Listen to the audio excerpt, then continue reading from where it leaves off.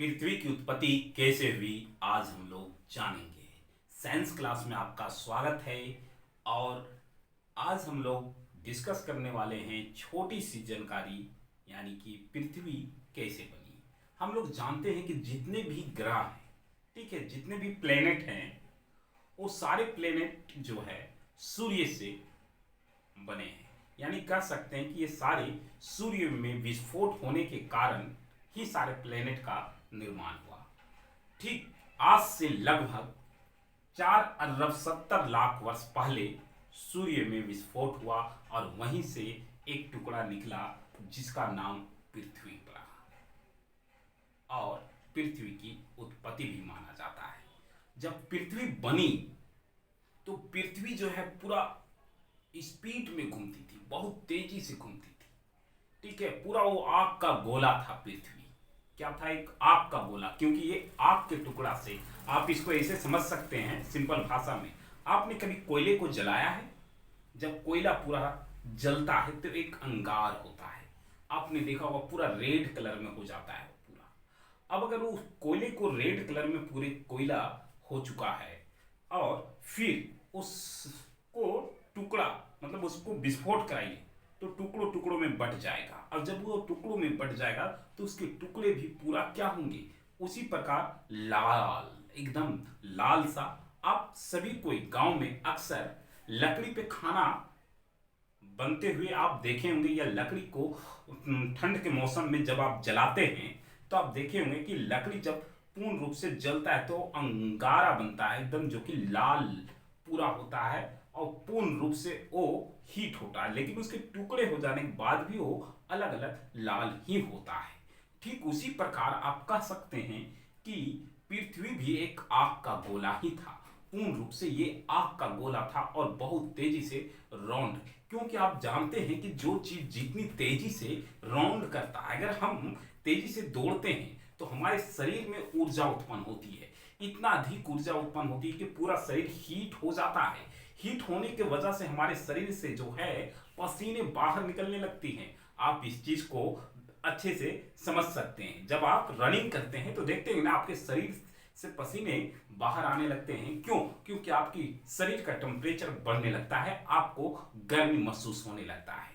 तो पृथ्वी भी जो कि बहुत तेजी से घूम रही थी स्टार्टिंग में, जब पृथ्वी सूर्य से विस्फोट होने के बाद अलग एक नया ऑर्बिट पे सूर्य के चारों ओर चक्कर लगने लगा था। यहाँ पे सन था और इसी ये थर्ड नंबर पे पृथ्वी था और इसका राउंड अप होने रहा था। पूरा तेजी से उस सन का चक्कर लगा रही थी पृथ्वी, पूरा तेजी से। अब तेजी से लगाने की वजह से उसमें बहुत ज्यादा, आज भी आपको पता होगा कि पृथ्वी का जो अर्थ है, ठीक है, ये अर्थ का जो सेंटर में, ठीक है, उस सेंटर में आज भी टेम्परेचर जो है वो 6000 डिग्री सेल्सियस है। कितने? 6000 डिग्री सेल्सियस, ठीक है। 6000 डिग्री सेल्सियस मतलब समझ रहे हैं ना, अगर वहां पे आप कोई भी चीज को उठा के डाल दीजिएगा तो पानी के जैसा पिघल के बाहर चला आएगा। ठीक उतना टेम्परेचर है। यानी कि बोल सकते हैं सूर्य के एटमॉस्फेयर का जो टेम्परेचर है, सूर्य का एटमॉस्फेयर का जो टेम्परेचर है वो लगभग 6000 डिग्री सेल्सियस है। और उतना ही पृथ्वी के सेंटर का भी टेम्परेचर है। जब आप पृथ्वी के नीचे, समझ रहे ना, पृथ्वी के नीचे, पृथ्वी को जब आप गड्ढा खोदते जाइए, ठीक है, गड्ढा करते जाइए, गड्ढा करने के बाद आप जब उसके अंदर जाइएगा तो आपको क्या का हीट का महसूस होगा, गर्मी का महसूस होगा। आप ठंड के भी दिनों में बिना कंबल और बिना चादर के पृथ्वी के नीचे आराम से सो सकते हैं। उसके बावजूद भी आपको काफी ज्यादा गर्मी महसूस होगी, आपको किसी प्रकार को कोई ठंड का महसूस नहीं होने वाला है। इतना ही नहीं, जब आप वाटर बॉडीज में भी, ठीक है, पानी के अंदर आप रहते हैं तो भी आपको जो है गर्मी का महसूस होता है। तो हम जान गए कि आखिर पृथ्वी का उत्पत्ति कैसे हुई। तो सूर्य से कितने साल पहले?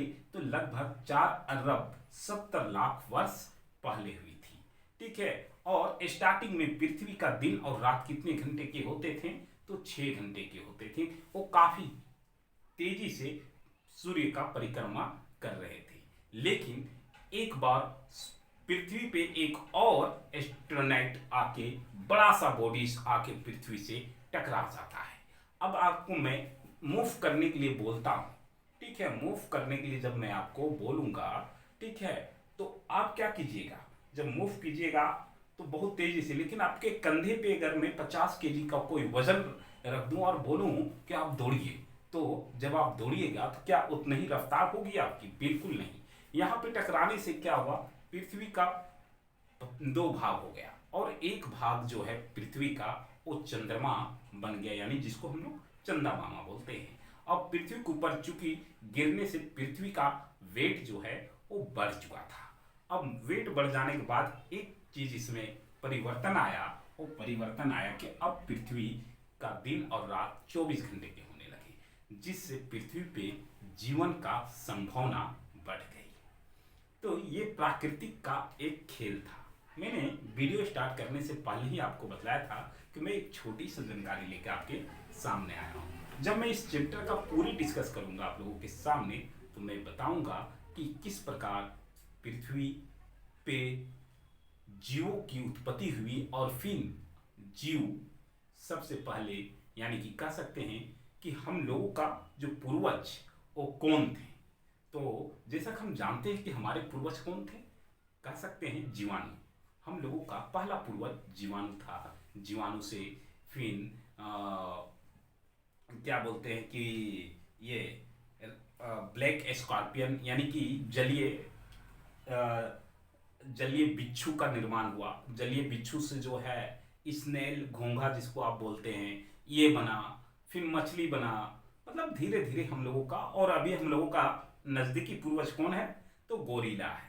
गोरिल्ला का पूर्वज कौन, चिंपांजी। तो हम लोग ये जानेंगे कि आखिर मनुष्य की उत्पत्ति कैसे हुई, पृथ्वी पे जीवन कैसे आरंभ हुआ, ये सारे कुछ हम लोग डिस्कस करेंगे, बट धीरे धीरे और छोटे छोटे टॉपिकों में। फिलहाल के लिए आप हमें इजाज़त दीजिए, और अगर आपको ये वीडियो अच्छा लगा हो तो सपोर्ट जरूर कीजिएगा, ताकि आप लोगों का प्यार से हमारा प्यार, आप लोगों का प्यार मिलता रहे।